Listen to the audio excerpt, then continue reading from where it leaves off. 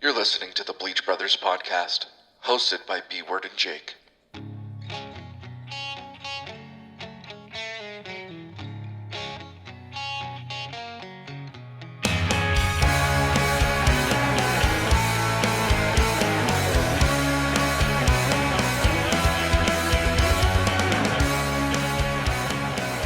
How's it going, Jake? We got a little Wyatt in the Ashes going on this episode again. What are you up to tonight? A little wada. It's good, man. I'm doing good. How are you?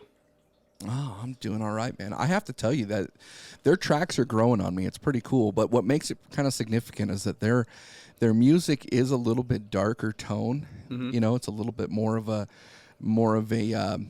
emo metal, if you will. And I think it goes with the episode number here. We're on episode number 13, and so far we haven't been canceled off of any platforms. I think that's. I don't think that we've pushed the envelope as far as we should have. No, but then again, sometimes things don't happen like we want. We want, when they're not safe for work or whatever they say. Are you superstitious though? Speaking of 13. No, I'm not really superstitious. No. Are you one of those people that look down on superstitious people like me? Like, what's wrong with you? No, I don't really care, to be honest with you. Like, if somebody's superstitious, then that's perfectly fine. If somebody's not superstitious, that's perfectly fine. I have friends who believe in ghosts and UFOs and all this sort of stuff, and I have friends that don't believe in ghosts and UFOs and all this stuff. And here I am, just in the middle, just like being, all right, guys, you kind of do you. You have fun. I'm the opposite of you never watched The Office, but there's an episode where Michael Scott, the boss, goes, I'm not superstitious, but I'm a little stitious. I'm super superstitious. I don't know if it's because, I'm a baseball and a hockey guy too. Right. I used to do the same thing before every baseball game. I always tipped my hat the same way. Black cats, hell no. Won't walk under ladders. Don't like it when crows sit outside the window and stare at me. Like, I believe in all that crap, dude. I don't believe in ghosts. But I'm a very superstitious. So now I'm a little scared of episode 13. I'm just fearing the whole time something's going to go wrong, bro. Ah, dude, it'll be fine. And here's the reason why is because I think that we have a good show set up to be able to display this week, or at least to broadcast this week. But the other part is, man, is that I'm conducting the ship. So what? Yeah, I was gonna say you're in control. If I was, you ever see that is it the Geico commercial where the guy's like doing the baseball lines and he's imagining he's on a bike? And he's like, that's me driving the ship. Just lines fucking everywhere. And you're just like, that's really, it. Carl, why? That's it, man. That's it. And I've driven with you in a car. So I understand. I understand what safety needs to look like when somebody is driving. And it's not, it is not displayed in your car. Yeah, so my neighbor, Dan the man, as I said, he actually beat me in, he beat me in a competition of chipping and golf the other day and cornhole. So he redeemed himself. So good. Were you a sore loser this time? I probably was. I think my wife said I was. I don't know. I cooked him dinner and fed them. So, but the funny thing was they asked me to drive them to the airport the other day in their brand new car, and then drive their car back home and park it. That's brave. And so he's driven behind me before, and then all of a sudden he goes, "Hey, you want me to drive the airport?" I'm thinking, why? Like I could just jump in the front seat. Like, yeah. So he drives the airport, and then he reluctantly hands me the keys. He goes, "Okay, man, just be safe." He goes, "You want me to give you the insurance cards?" I was like, "What do I need the insurance?" And I'm evaluating this going, he thinks I'm going to do something bad to this car. So when I got home, hit somebody. I texted him, "Don't worry, left it on Royal Road with a flat, but I'll water it to make sure it doesn't die before you get back." And his response was just, "LOL, thanks." So little does he know, that's true. I left it on the side of the road. But no, maybe I need to give him an apology. And speaking of apologies, I need to give one out. All right. To whom are you offering an apology, Jake? This is a famous person who has no idea I exist and will probably never listen to our show. But I want to be courteous. Jennifer Aniston. No, and I can never apologize to her. I've done nothing wrong to her. To Jennifer Aniston or this person you're apologizing to? No, Jennifer Aniston, nothing wrong to her. Iliza Shlesinger, and I don't even know if I'm saying that right. I think that's her name, how you say it. She's a comedian. I want to apologize to her. Because not that I don't think she's not funny, okay? And I want to preface this. I'm not trying to get hate here. She's just not my kind of comedy, know? But a couple years ago, little story time, my brother, I went to visit him in Vegas, and he got us tickets to go see her show. And I was thinking... Where was the show at? It was in the Aladdin, I think, in Vegas. or is it Planet Hollywood Okay. now? You know, that casino in one of the grand amphitheaters. And so we go in and we sit down. We have pretty decent seats, and then all of a sudden it had already started out weird. So we're in line, and then they're serving shots in line, which is a mistake. So we're taking the shots while we're waiting to get into a show, and all I'm thinking is this is a recipe for disaster. I mean, you've been with me and my brother, especially with you two. So yeah. and then I'm looking at the line, and it's all women, and I mean it's all women, and I'm thinking okay, and I'm thinking oh no, my brother's not single, so I don't know why, and. Then we get in there and we sit down, and this girl comes up to us, goes, "Hey, will you trade me seats? I'm up in the front row, and I don't want to sit there. You're sitting next to my friend." And I'm looking at her like, "No, you're crazy." I tell her to back off. My brother goes, "No, it's cool. We'll trade with you." I'm like, and I look at her and go, "Why do you want to trade? Why wouldn't you ask the people up front to trade or figure this out? This is a stupid situation. I don't want to be up front because something bad's gonna happen. I just like the superstition B word. I know something bad's gonna happen." So at this point, my brother goes, "Hey, go get the seats. I'll get some more shots, and then I'll meet you up there." So I'm thinking, yeah, that sounds like a decent enough plan. All of a sudden, my brother comes back, and you know my brother. He doesn't bring back just a shot. He brings back a tray of shots with a girl following him with more shots and then 2 beers. Oh, no. So he sits down, and then everybody's looking at us like we're crazy. Again, probably the only 2 dudes in there besides... There were some guys in there, but that's another story. They were there for support. They were support guys. Yeah, the support boyfriend that's not really wanting to be there and had no way to get out. Like there's no way to go to Home Depot at 8 p.m. when your wife's telling you you're going to watch Iliza Shlesinger. So anyways, I digress. So we take all these shots. We start getting blitzkrieg drunk, right? Like just fucking Rammstein, like fire on fire, du hast, right? We're fucking gone. Bitches come. And all of a sudden, this show starts, and I am not liking it. I am not liking it at all. And I'm going into it, I'm just not getting the jokes, and I'm looking at it, everybody's laughing around me, and I'm looking, and I just, being me, my brother keeps getting up every 3 seconds to go get more shots, because, you know, we didn't have enough after 19 or whatever. I just look at the girl next to me, and I don't, you know me, I'm already a loud person. I look at the girl in the middle of her set, and I just go, "Does anybody find this funny?" And the girl next to me gets mad and goes, "You need to shut up." And then the bellhop lady or whatever the fuck they're called with a flashlight shines the light at me. And then all of a sudden I look like E.T., like, you know, that uncircumcised, like I'm like, "Ah!" And so then all of a sudden Elijah's looking at me, and all I'm thinking of, I've been up on stage, I'm thinking, she's going to make fun of me. And she was the bigger person that night. She's just like, there's nothing to make fun of him. I don't know if she was thinking there's nothing to make fun of me about, or she's just moving on. She moved on. I shut up. Then later, I didn't shut up, and I kept saying stupid shit. Finally, all of a sudden, I'm sitting there by myself for 20 minutes, B-word. And I go, where the fuck's my brother? And this isn't a situation like your Sweeney Todd thing. I walk out, my brother's hitting on both bartenders, hammered, convincing them to get more shots. I walk over and go, "Hey, what's going on?" He's like, "Oh, is he yours?" I was like, "Yeah, he's my brother. What's up?" They're like, he can't have any more to drink. And he goes, "They're just trying to deny me. They can't deny the Caleb. I'm a Medosic. Da da da." So I try to convince him. I try to convince him to get out of there. Well, we do. So then what do? Like the smart people we are, we go to another bar in the Mirage, and it just went even more downhill from there.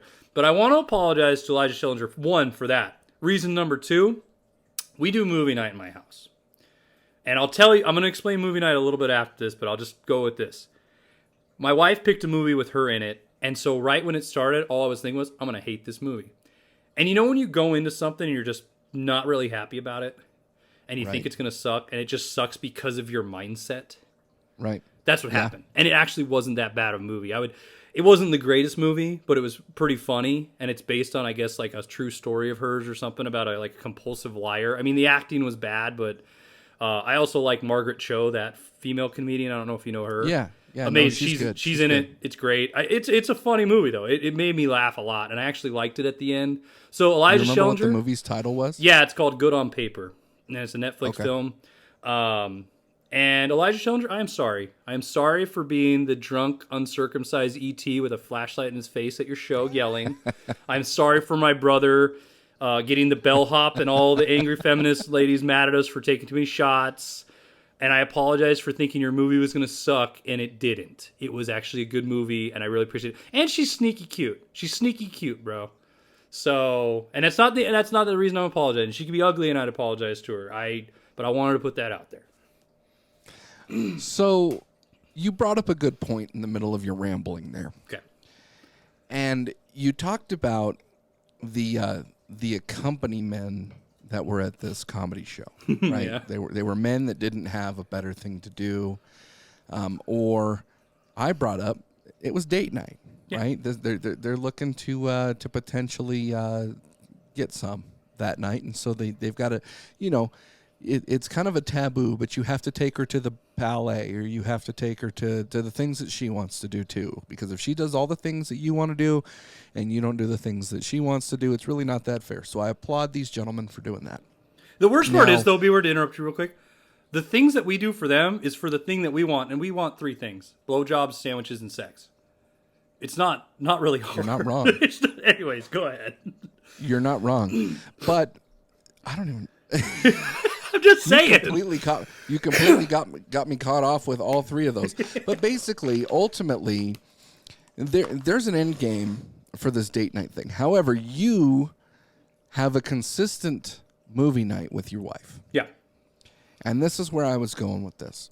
So you've brought this up on the show, I don't know, a handful of times, but you've really never gotten into it. What does your movie night look like? I actually am really... How do you set this up? I'm really proud. I mean, me and my wife are we're very organized. Some people might say boring or weird, but we list make. We do a lot of stuff like that. But I came up with a concept. I love movies. My collection's huge. Me and you talk about them on here. We're big movie fans. And when we first started dating, we would like show each other movies and be like, "Oh, have you seen this?" Like one of her big ones. I never saw Goodfellas until we started dating. Really? Yeah, and she, you know me, there's always big films that I've never seen, but I've seen like the shittiest films in the world.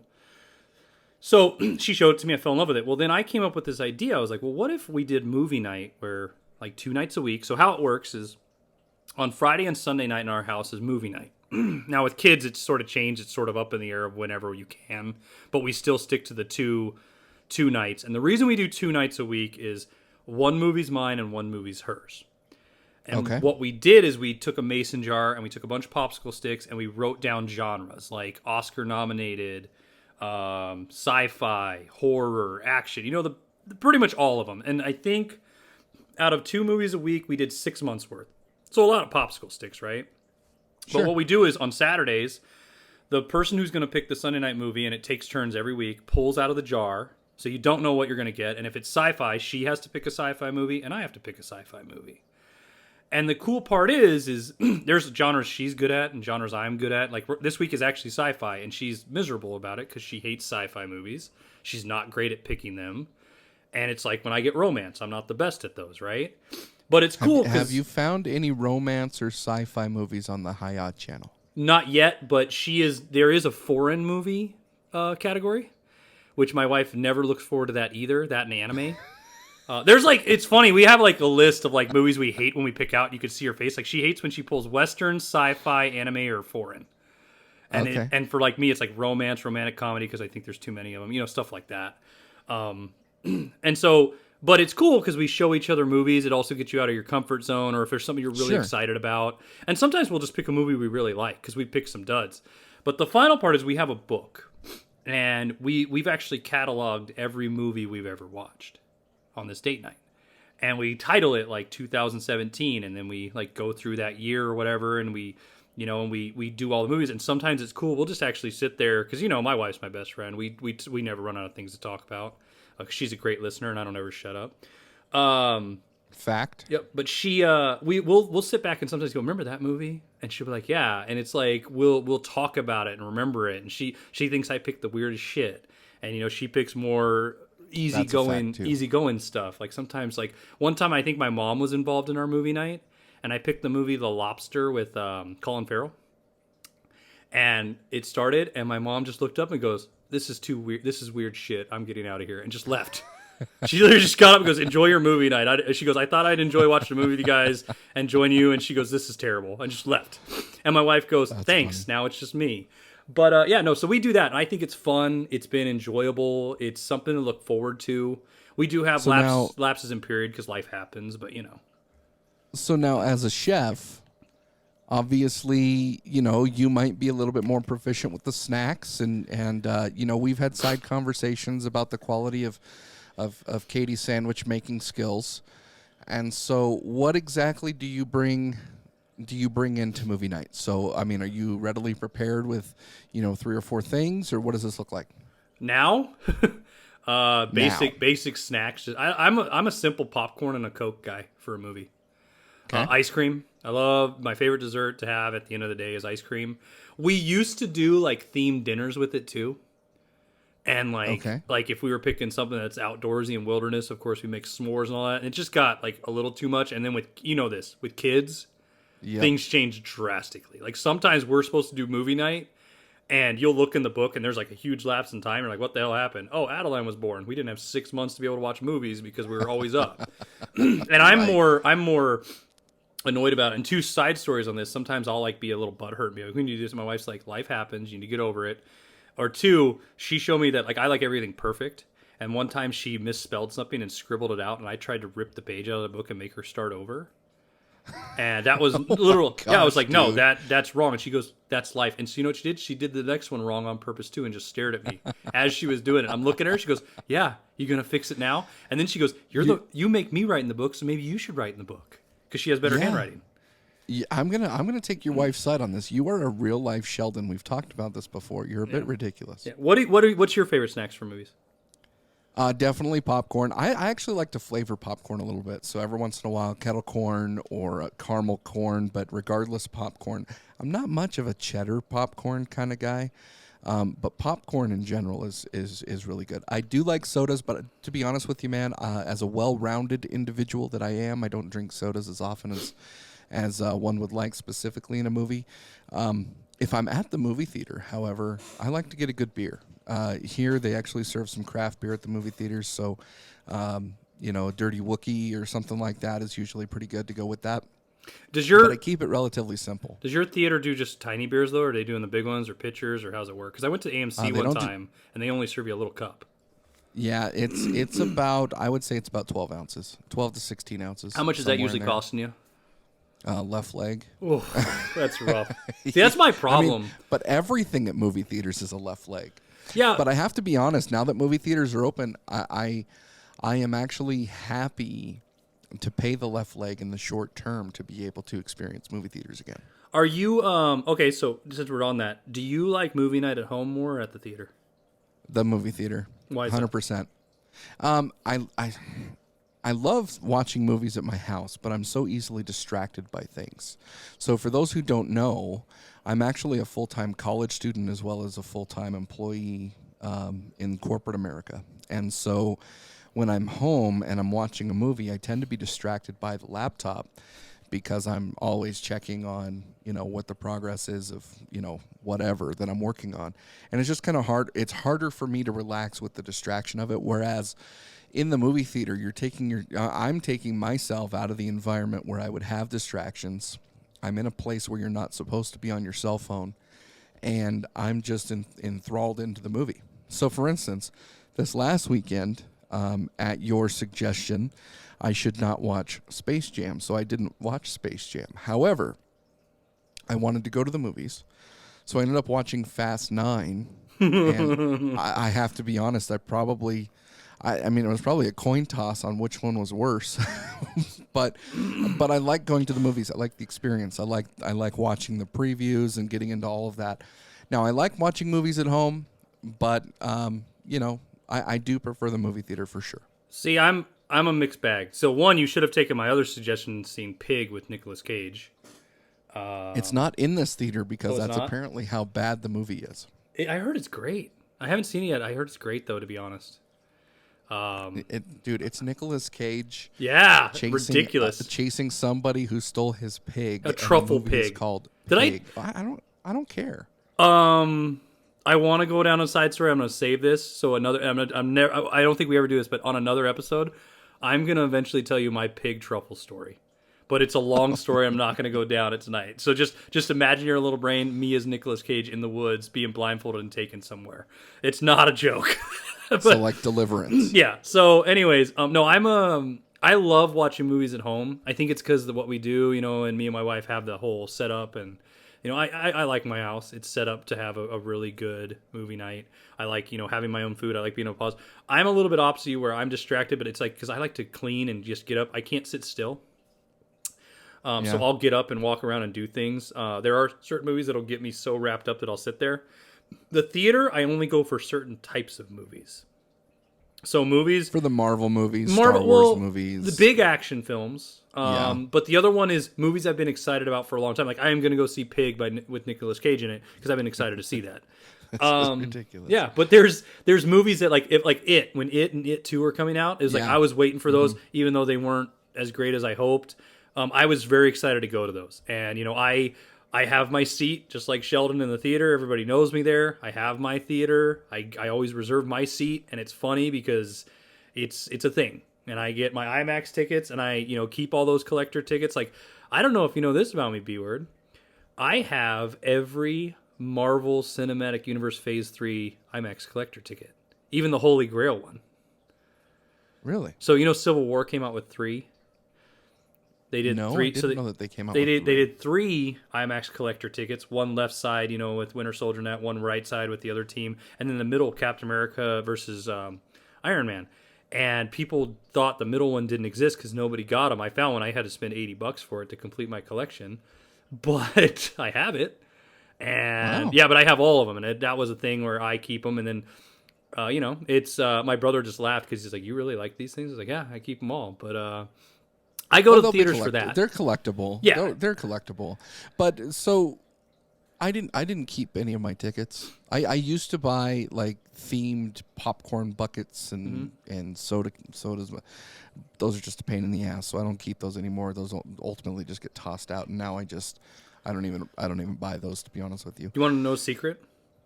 What's that? Those IMAX collector tickets have paid for all my movies too. Really? If you keep them, you can sell them on eBay for a boatload of money. Wow. And so sometimes I'll pick them all up if people throw them down. And then I will right now I have 6 Captain Marvels. Oh, wow. And yeah, you can sell them. People, I collect them too, but it's just, when you have an excess, you don't need them, right? So speaking of collectible stuff, McDonald's used to do all the Space Jam toys. You want a jam if you... Sorry, I can't go with the movie without thinking of that soundtrack. Did you? So McDonald's used to have the best toys back in the day. Is that am I wrong? I don't. I was never a Happy Meal kid. I don't know. Well, this explains so much. I always ordered the adult food, dude. I always ordered the crispy chicken sandwich, like deluxe. Like that's what it was back in the day. Like this seriously explains so much. Yeah, I would order a big, I'm not even gonna big lie. boy meal. I think we're having a breakthrough here. Big boy meal, dude. I was a big boy. I like food. Wow. Well, you never looked like a big boy until we got into high school, and even then, it wasn't until like junior, senior year. Right. But but they had all of the toys. So like Space Jam, I remember going specifically to McDonald's to get all the Space Jam toys, and we're in the Olympic season too right now. And so do you remember like all the USA basketball team, men's basketball team cups? I do. I used to have all those. The only other ones I remember the Batman and Robin cups that McDonald's had. Yeah, I like those. I remember those too. But I'll agree. I know the commercials. I know they have good toys. I know they had the best marketability. Well, they don't have good toys anymore. Okay. However, let me preface. I don't know that they have any toys like for Space Jam right now. However, the biggest comparison now is Michael Jordan and LeBron, right? And you've had an argument as to what is the defining moment for how you identify who is better. Can you talk about that for a second? Yeah, I've said this for years. I have multiple tweets out, and I've been on ESPN and Fox Sports Radio talk about this, or I said the only way we'll ever know who the true GOAT is who had the better Space Jam.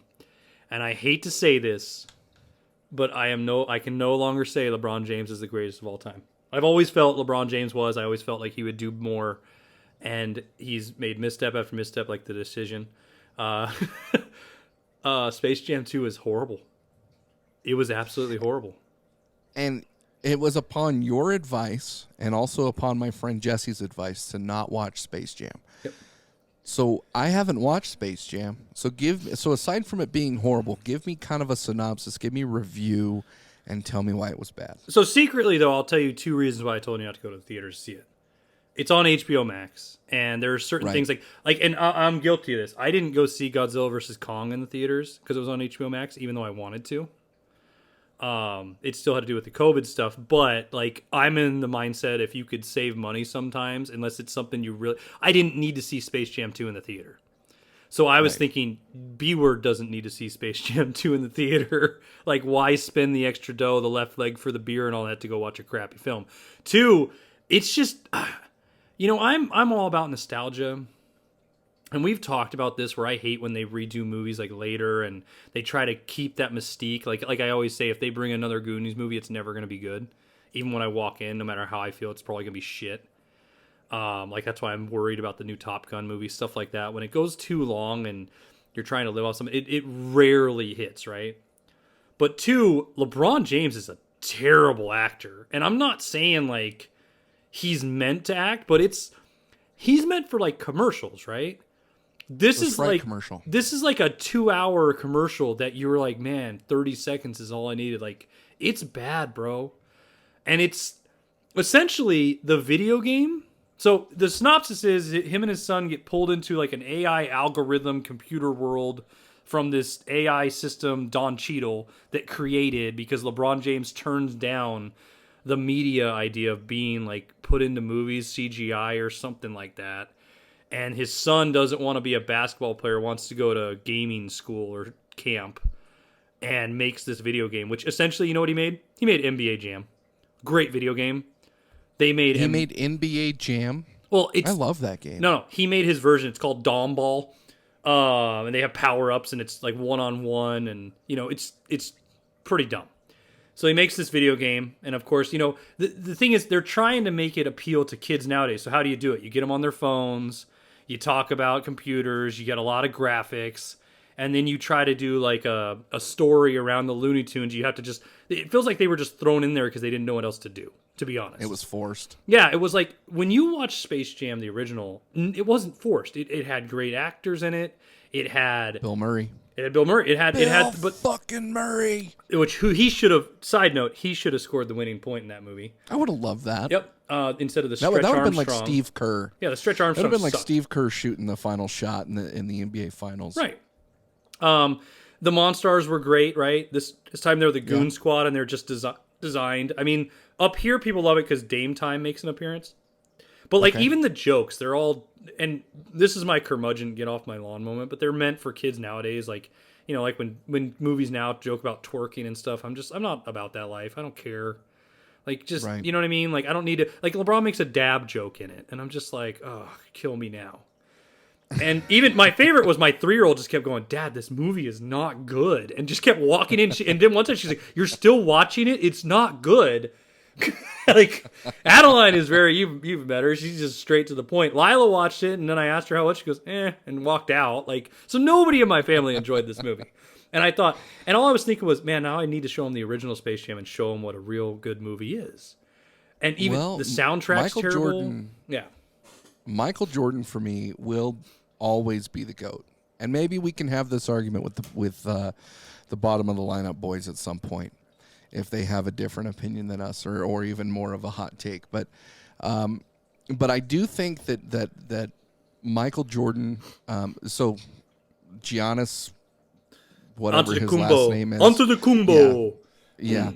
He proved by winning the championship for the Bucks that you do not have to be LeBron to win. And what I mean by that is that you don't have to have these super teams. You don't have to have these power teams. And I've always had an issue with that. The Lakers tried to do that. They did do that. They didn't really succeed at it. You can kind of say that the Bulls had a super team, but they really didn't. No, they didn't. It's just considered a super team now. Yeah, it's super team in history only. Like when you look at Rodman, Pippen, Jordan, all that sort of stuff. But yeah, I have a hard time when you try to make these super teams and then try to win. That just bothers me. So the fact that the Bucks won this time around, I'm super happy about that. No, you know what you need? You need KD's big toe stepping on the line. That's what you need for Giannis to win. Anyways, that's true. Well, it's better than Shaq's big toe because Shaq's big toe. You mean Tomas's thumbs? Tomas's thumbs. Tomas's thumbs. Listen to that episode if you guys want to catch up. Oh man.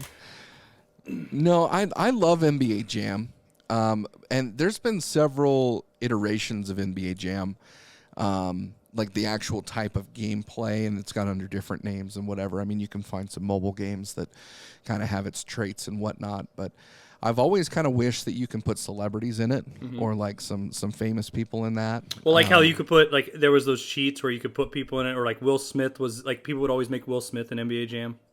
And you could play with it when you could design a character and stuff. No, I'm glad you bring that up because I actually, watching this movie, right, it got me thinking about how many ridiculous basketball movies there are out there. And there's a lot.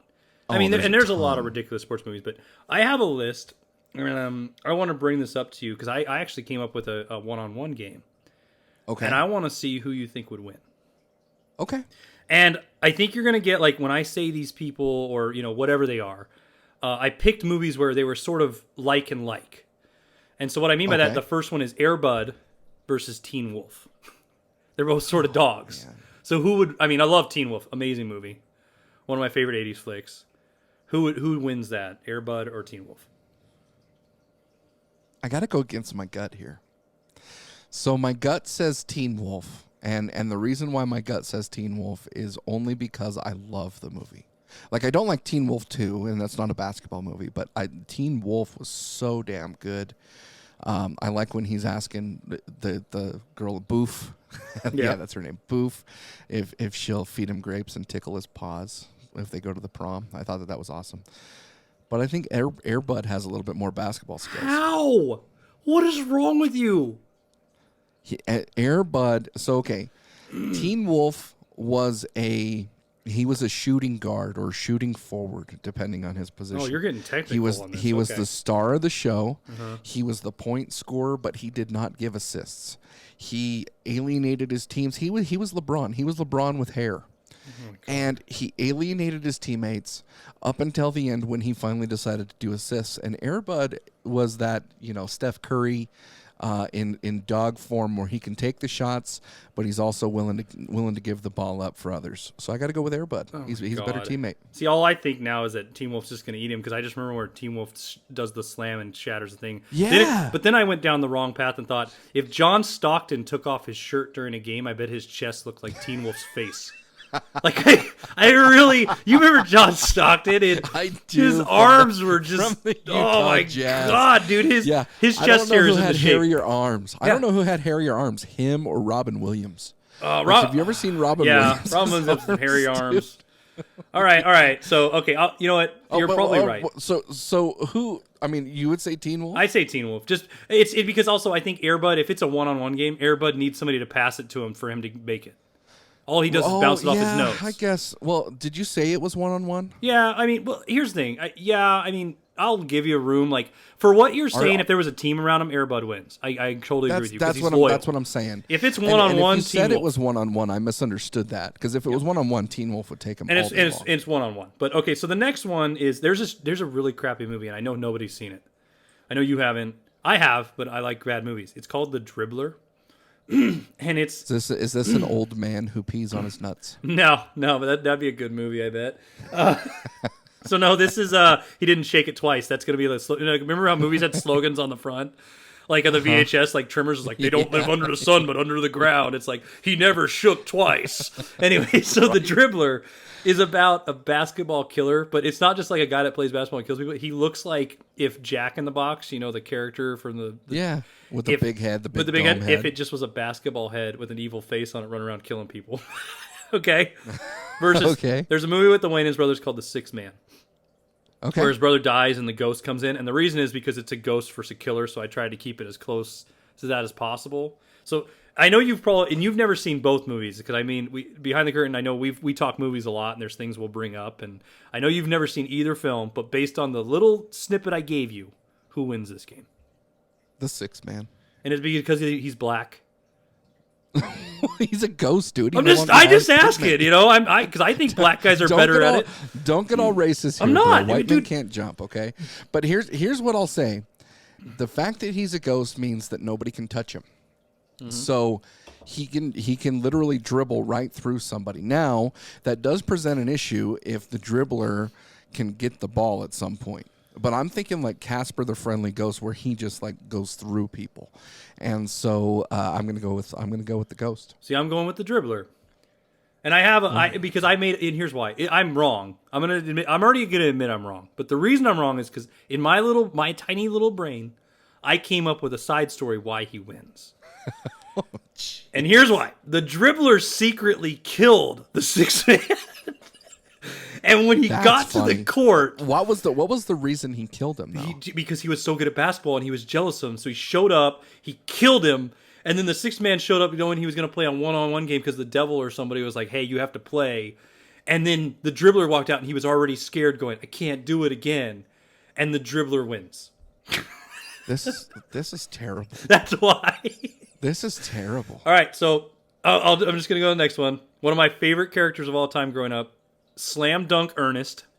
I love Ernest. I'm a big Ernest P. Worrell fan. Versus Like Mike. Little Bow Wow with the big head kid from Jerry Maguire in that movie. My head weighs 8 pounds. Bees can smell fear. Whatever. He looks like Warwick Davis's like baby, and just I wish he never grew up. So, anyways, Ernest Slam Dunk Ernest, and the reason is I don't know. You've seen Slam Dunk Ernest, correct? Yeah. Oh yeah. I've never seen Mike, but I read the synopsis to prepare for this. Apparently, he gets a pair of Air Jordans that makes him great. Slam Dunk Ernest, he gets a pair of shoes that makes him great. It's in the shoes, right, Mike? So who wins that based on that knowledge? I don't even have a reason. So, I can't really explain as to why, but it's got to be Ernest. Ernest all the way. Yeah, and I'm going to say, if I have to come up with a reason, like gun to my head, I have to say something. He's taller than Lil Bow Wow. I mean, I don't know. I mean, obviously, the actor who played Ernest has passed away, and Lil Bow Wow's no longer Lil. Yeah. So, I mean, maybe if they were to play today, then Bow Wow would win, obviously. Well, then Ernest would be playing the sixth man because he's dead, but... right, exactly. But, Ernest was a key part of my childhood, dude. Like I love the Ernest movies, and I just can't go against him. It's like trying to say who's a better artist, like, and you're going against Bob Ross. Like I just can't do that. Like Bob Ross is going to win all the time. Before I answer, what's your favorite Ernest movie?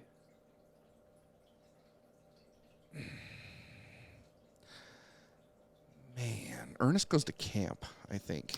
That's the first. Mine is Scared Stupid. I love Ernest Scared Stupid. The troll, Miak, everything about it. It's just my favorite movie. Did you know? You ever see the movie Killer Clowns from Outer Space? No. Okay, that's a cult classic. All the trolls in Ernest Scared Stupid are just reused. Killer Clowns from Outer Space they repainted. That's really? A little side note. Yeah. So okay, so and I know I interrupted you there, and I'm sorry, but I have a question for you. Yep. Who was a bigger influence on you? And it can be in whatever fashion you want. Ernest or Pee-wee? Ernest. Okay, I never really would watched agree. Pee-wee. So, I watched the Pee Wee Herman movies. They were okay, but I think that Pee-wee had more news headlines than Ernest ever did. But Ernest was a damn good man. Like he, even battling cancer, he ended up still going and doing the Make-A-Wish stuff. Yeah, as the character Ernest. Pee-wee played with his Pee-wee. Pee-wee touched. He's the dribbler now. He's got old man balls and pee on him. No, Pee-wee I didn't watch because, as we know, I didn't grow up with the most substantial means. So we mainly rented movies. Hence, I think why I like movie night. So I rented a lot of Ernest movies, and you couldn't rent the Pee-wee Herman show. So I didn't have cable growing up. I didn't have a lot of regular TV. We had the bad antenna. So I watched a lot of Ernest. That's right. why. And out of this contest, Ernest wins. And I made another little side story. The main reason is I think of when you're a dad, like when you play with your kid basketball, how they're all dads. Right. They do that thing where they want to win eventually, and they stuff their kid. Like they go, oh yeah, try to get past me, and then they hit it so hard, and they do that thing, yeah, like that's what I imagine Ernest does. The problem is though, Ernest actually loses in my story, and the reason is because Ernest, as you were saying, you're going with Lil Bow Wow in my story, another stupid story, and here's why. It's because of Ernest's good nature. Just like you said, when he was going through cancer and he was giving to the kids, You know Ernest, if he was looking at little Bow Wow's little face and knows that he was beating him, it'd be an Ernest film where he'd look back and see that he was up, and then he'd look at the crowd, and then there'd be that cheerleader girlfriend that he's trying to impress the whole movie, and it's about to count down, and he'd go like, "Aww," and he'd give little Bow Wow the ball and let him win. That's why Ernest loses. I never want you to make movies ever. Ever. You've legitimately pissed me off right now. That one would happen, though. I am done with your little imaginary stories in your doofus head because you're sitting here ruining Ernest, dude. You just dribbled all over Ernest's forehead here. That's what he would do. I don't appreciate that. Drip, I don't drip. appreciate that at all because all you're doing is you're looking at Bow Wow and going, "Oh, look at how little you are. He's got fucking Michael Jordan magic shoes. Like the little bastard can fend for himself." Ernest needs to sit here and Ernest needs to fucking play hardball with that little prick. And here's the thing: when Ernest wins, Ernest doesn't shake his hand either. He just fucking walks off the court like the fucking Detroit Pistons with the Bulls, man. He just walks off. You mean Ernest does that thing where he puts his hand up and he goes, "Oh, try again." He does that laugh and walks off. or he holds his hand up where little Bow Wow has to try to jump to give him a high five. I would actually like it more if little Bow Wow tried to touch him and he goes, "Ew," like he does. Get away from me. All right. Do you got anybody? That's the movies I can think of. So we've talked Will Ferrell movies, right? And Will Ferrell plays Jackie Moon in Semi-Pro, right? Kind of a goofball, kind of a different character. The main character of the movie, set in the 70s. Mm-hmm. Terrible movie. So I thought about putting up two people against him. Okay. But I'm going to say who the two are, who I've settled on, and then I want you to tell me who you would choose. Okay. So in the early 2000s, maybe 2005, 2008, somewhere in there was a movie called John Tucker Must Die. Mm-hmm. And basically John Tucker Must Die, and I'm assuming you haven't seen it. Am I correct? Nope, never seen it. Okay. Well, you're not missing out. Although it is a terrible movie, so you might like it. Okay. But there's a guy named John Tucker who's basically the high school player, and he's the star on the basketball team. And this group of girls that he broke up with ultimately are trying to get him back, not get him back in a relationship, but trying to get back at him basically. Okay. And so they're doing pranks, and so there's one scene in the movie where they're trying to get him to go over to this one girl's hotel room, and he's got to wear this pink thong or whatever. Okay. And he gets caught. It's on an away game. He gets caught by everybody, and so he turns it around and he starts wearing the thong at practice, and he's cool about it. So all the other dudes are wearing thongs, and that's what I think about when I see Semi-Pro. When I see Will Ferrell you think of dudes in thongs. Well, basically, because you think about the 70s, and it was all weird fucking clothing, right? It was bell bottoms and thongs, and everything had a sideburn. And I think that would be a good matchup. I think Will Ferrell would win. Jackie Moon would probably win in that one. So I changed my vote, and I changed my vote to Uncle Drew. Now, Uncle Drew. And you and I have talked about Uncle Drew. You've not seen Uncle Drew. Right. But Uncle Drew is set in New York, where they're playing basketball at the Rutgers. And Uncle Drew's played by Kyrie Irving, and basically he's this old basketball player. Okay. So this is who my choice would be to go against Jackie Moon. And the reason why I choose this is because Uncle Drew would have been playing in the 70s. So the movie came out, I think, in 2018. So he would have been playing in the 70s because he would have been in his prime. And he would have been in his prime against Jackie Moon. And I'm going to go with Uncle Drew. I'm going to go with Jackie Moon just because Will Ferrell always proves that he wins in these things, and that's the only reason I got. I'm not going to go with a stupid story in my head. That's a really stupid answer. I got a caveat against yours, though. I think a better matchup against John Tucker is... You ever see the movie 17 Again with Matthew Perry? Yeah. When he's Mike McDonald from high school. So match up Mike McDonald from high school versus John Tucker. Who wins that one? Mike McDonald. Well, okay. There's the storyline in 17 Again was he never shot that last shot when the scout was in the stands. But we're just talking a one-on-one game between these two. Then I'm gonna go with Zac Efron's character. Okay, same here. 2, I'm putting Uncle Drew versus Denzel Washington, and He Got Game. Oh, Denzel would take it. Well, I want Denzel to take it. Uncle Drew would probably school him, but I want Denzel to take it. I want Denzel to take it while drinking a malt 40 and slapping him in the face and calling him a bitch. That's what I want. I want Denzel, angry Denzel. Then let's do Denzel against Lil Bow Wow. Oh, dude, he's definitely smacking. That opening scene of He Got Game is that game, okay? Where he's yelling at his kid. That's Lil Bow Wow versus Denzel. No, and then semi-pro, I'm going to put Jackie Moon versus Eddie. Whoopi? Whoopi. Oh, man. That's an underrated movie, bro. I love Eddie. I love any Whoopi Goldberg Eddie's movie. one of my favorite movies. I own that movie. It's such a great movie, dude. It's so great. Good. You know what I like? It's the only time. So growing up as a Bulls fan, it's the only time I liked John Sally. Like John Sally was such a good character in that movie. Rick Fox was such a good character in that movie. But Eddie was just incredible. Or Whoopi as Eddie. That was in the time when they made great like comedy like basketball or sports movies like Major League stuff like that. That was any Whoopi movie's great. The other thing I liked about those movies, that's when just like the Drew Carey Show was all about Cleveland. Like Whoopi embraced New York in almost all her movies, where you had people that embraced what they liked. Right, and that was like Steve Harvey with Cleveland. Exactly, that was a very underrated movie. The scene where she's teaching the guy how to take a charge is probably my favorite scene in that movie. Or when she walks into the locker room and they're naked. Is the second favorite part of that movie. I forget what the guy's name is, but he was the center. He was Greg. Was that Greg Ostertag? Maybe. Don't ask me. I don't know. No, but I think it was Greg Ostertag, the center for the Utah Jazz at the time.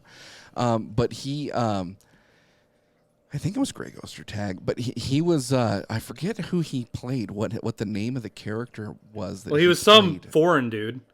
And it was that's a great film though, and I pick Eddie over Jackie Moon. I think Eddie's got it. Yeah, I got to go with you, Eddie. I think Eddie would take the whole debate. That was fun. So speaking of debates, in preparation of tonight's thing, I have a little bit of a quiz for you. Mm-hmm. You ready for this? I'm gonna fucking fail. Well, I don't know because. So you're the food expert, right? Okay. You know how to make it. I know how to eat it. Okay. Right? That's where we come off of. So I just have some casual questions about food. Okay. And I just want to get your answer on it. All right. So the first question is a Pop-Tart a ravioli? No. Why? It is a pastry. And pastries can't be ravioli. It's not pasta. Yes, it has filling. But it is a delectable treat, and you don't boil it. But a Pop-Tart, on the other hand, is a hand pie. But you don't call pasties ravioli. Pasties. I know you're thinking pasties, but that's what they're called. Nipples. Yeah, no. So, but it is made with a biscuit-style dough. Yeah, but here's if you really want to get into it, there's different methods of making dough, though. So biscuit method is where you take cold ice or ice cold butter and you cut it into your flour. So when you mix it, the flour or the butter will melt into it and make it flaky. And when you make pasta and you use flour, you mix egg yolks into it and you don't cut butter into it. And so it's a entirely different dough process, too. Okay. Fair enough. The chef has spoken. Yep. A Pop-Tart is not a ravioli. Not a ravioli. Second question. Is deep dish a pizza or is deep dish a casserole? It's a pie, and that's why it's called pizza pie. And it is a pizza. And it's actually my favorite kind. My wife hates it when I say this. I am a bigger fan of deep dish Chicago style than any style of pizza. She's from Staten Island, New York, so she thinks I'm an idiot. The other thing is, though, and I don't know if you know this, in Chicago, thin crust is king. It's just one area of Chicago deep dish is king. Really? Yes. If you go if you go outside of the area where and I don't remember the area, don't quote me on this, but there's a show I used to watch, and it's called The Pizza Show, and that's where I actually learned this. And this chef who owns a pizza shop in Brooklyn goes around the country and tries pizza and talks to people about it. And I learned that when he went to Chicago, he goes, I'm getting thin and thin and thin. And he goes, I need this thick. And everybody told him, oh, well, yeah, deep dish is in this one area. Everybody else makes traditional style pizza. So but it the is chef. Go ahead. It's a pie to me, but it's not a casserole. So the chef rules that it's a pie. Yep. Next question. Does a chili have to have beans in it? Should a chili have to have beans in it? So my family's going to kill me because my family's from Texas. And my papa always asks me when I make chili if I make real red. And I always say no. True chili does not have beans. Chili should have beans. It should have beans. I actually like, I don't know if you have this, white chili. Okay. White. I have had white chili. It's good. And that's a New Mexico staple. And just to help, like we do sometimes, I'll actually post my recipe with the video on it this week.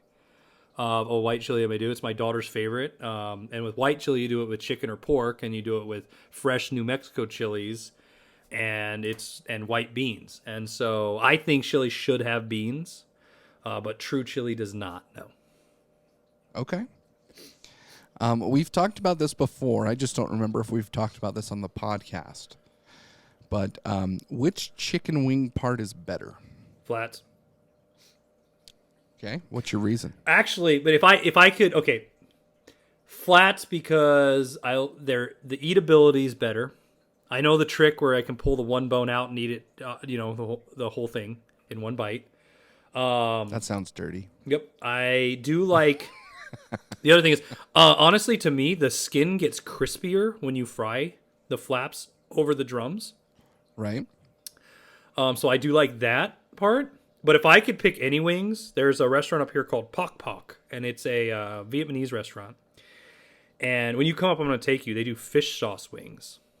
Oh, that sounds pretty good, actually. But they do the whole wing, and that's like, you know how Hooters used to do it with the winglet? Yeah. Uh-huh. That's my favorite part of the wing is that little tip, the little cartilage, like crunchy part. Yeah. That's my favorite part of the wing if I could pick that. But okay. if we're going with the traditional party style wings, I'm going to go flats over drums.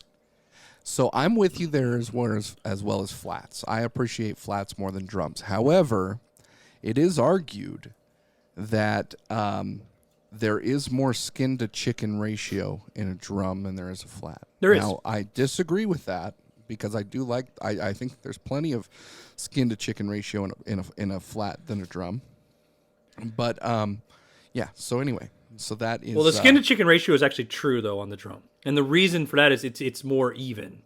The flat is almost all, especially nowadays wings, they're more plump, so you don't get as much skin. And so some people like, all right, do you like your chicken wings to swim, as I call it, where they're so saucy, or do you like them a little, almost where you can dip them? I like them almost dry.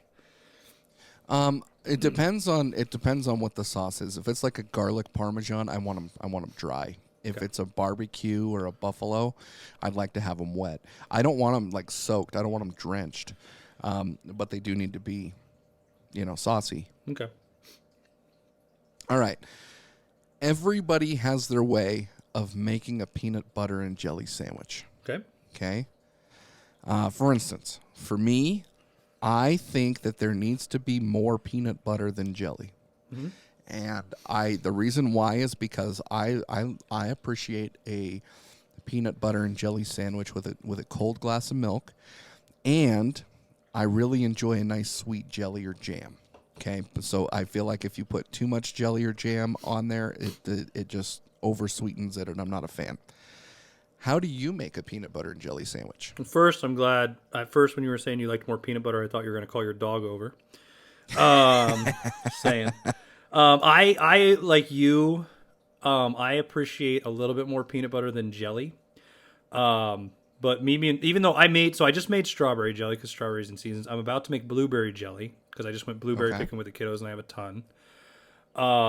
My favorite though is I like raspberry preserves and peanut butter sandwiches. That's my favorite out of all. I do not really like strawberry jelly sandwiches. It's just not my favorite thing. But I prefer more peanut butter to jelly because I agree with you. It gets too sweet and I like that balance. Do you like crunchy or creamy peanut butter, though, B-word? I like both. And I realize that sounds like I'm copping out, but I literally like both. In my pantry right now, I have creamy. But there's a good chance that when I buy peanut butter again, I will go crunchy. And then I tend to switch it out. I like both. I think that the crunchy, though, the texture of the crunchy is actually good at times. But there's, I'm a choosy mom's choose Jif kind of guy. My mom always kind of bought Jif or Peter Pan or Skippy. Those were the three that were always purchased when I was growing up. So the Jif crunchy is good. I'm not a fan of the crunchy in either the Peter Pan or the Skippy. I don't know why. It just tastes different to me. But I do switch back and forth. What's your story? So I actually buy the store brand. I buy Fred Meyer brand. Okay. Because they make 3 different kinds that I like. And I always have all 3 in my pantry. So I have crunchy, creamy, and then I like the honey mixed in. Oh, see, so that they sounds do a honey peanut butter where they blend it in it, and honey is my favorite ingredient on the planet. If that wasn't available, of course I'm going to go crunchy first. I like it, and I'm not picky about that. I like natural crunchy peanut butter where people are afraid of because the oil's on top. I like it all. I don't but mind the oil on crunchy top peanut at all. butter is my favorite compared to creamy. Creamy belongs on fruit, in my opinion. Like if I'm gonna, because I do that a lot. Yeah, I'll like cut an up apples apple or a celery. But I'm a big fan of crunchy peanut butter. But as I said, I always have all 3 in the pantry because the kids all like to choose different ones too. So there's several fad diets out there, and one of them that's kind of stuck around for a while is being keto friendly, right? And so with people who are into keto, they eat a lot of bacon. So my question to you is, how should you cook bacon? In the so oven? I'm going to give you. Sorry. Fine, but I'm going to give you 3 options: Okay. floppy bacon, chewy bacon, or burnt to a crisp bacon. Chewy. Okay, why? I'm one of those people when I cook bacon, I actually like the ends, those fatty ends, to not be fully cooked, but the middle to be cooked. Okay. I burnt some bacon tonight, no joke. I was in my office on a call while I was trying to cook, or this morning when I was trying to cook my wife a sandwich this morning, a breakfast sandwich, and I walked out and had it. And there's nothing worse than having crumbly burnt bacon melt in your mouth because it still melts, the fat, but it's just carcinogen at that point. Floppy bacon, I don't know. I'm afraid of floppy bacon because that's how I grew up eating it. My mom made it that way. Right. And I remember I cooked for this girl one time, and it was like the 3rd time cooking for her. She goes, and this was before I went to chef school and all that, but I'd still presume myself to be pretty good in the kitchen. She goes, please don't make me bacon. I said, why? She goes, you make it floppy and I don't like it. And I went, oh. And so ever since then I've always learned. But see, I have cast iron, and don't get me wrong, I cook a lot on the stovetop, but I prefer to cook my bacon in the oven.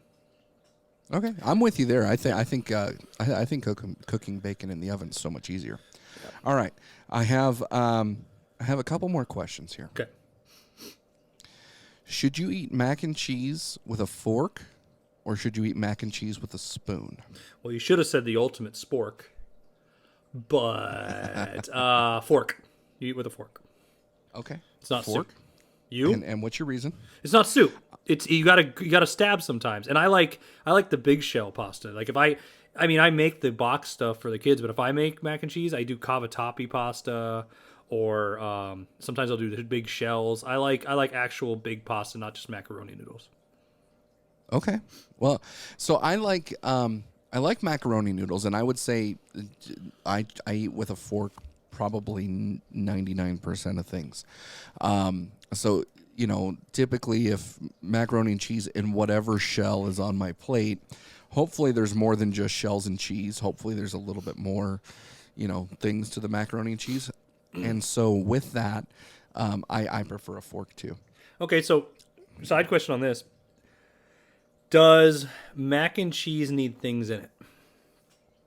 I don't think it needs things in it, but I think if things are in it, it makes it better. And I'm not talking about like something weird. Like, well, I like making lobster garlic mac and cloves cheese or something. Yeah, see, that's awesome right there. Right. Okay. Last question. Okay. This is a hotly debated topic, and this one is very, very popular in food debates. Okay. Does pineapple belong on pizza? Nope. Get the Why? fuck out of here.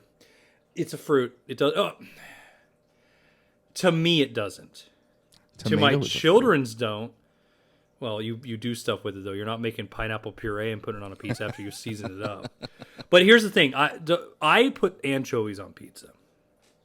See, I'm not a fan of anchovies, but I can imagine that the combination of tastes between anchovies and pineapples is not good. But the other thing is there's a secret to it, in my opinion. So my daughter, I think, figured out the pineapple on pizza thing, too. She doesn't get the pineapple cooked on the pizza. And it's the same reason I don't get anchovies cooked on a pizza. Is the pineapple juice seeps in and makes the whole cheese and everything taste like pineapple. Okay? Right. But if you have pepperoni or ham or anything and you cook it and then you put raw pineapple on it, you get that nice cold sweet. And I will say I've had it. It's not terrible.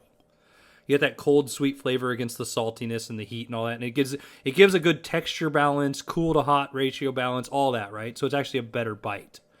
Right. Same thing. If you cook anchovies on a pizza, they turn to mush.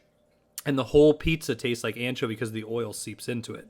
So it does belong on pizza, but it's for children. It's like crinkly fries and Tyson chicken nuggets.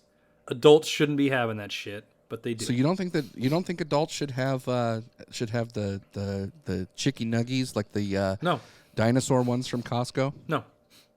Oh, Especially well, you just said chicky nuggy. If you have to name your food goo goo gaga shit, it's not for fucking adults. That's fair. I have friends that want to order off the kids menu all the time, and I don't go out to eat with them for that fucking reason. Right. I have one for you then before we end, because I thought you would bring this up and you didn't. Is a hot dog a sandwich, B-word? You know what? That was on my list here. Okay. And I didn't ask it just because I don't think that there's a right answer. And I'm inclined to say no. Okay. Because there's not, I would say, and this is where it becomes hard. I think you can probably classify it as like a sub sandwich or a hoagie, but not necessarily a sandwich. When I think of a sandwich, there's two separate slices of bread.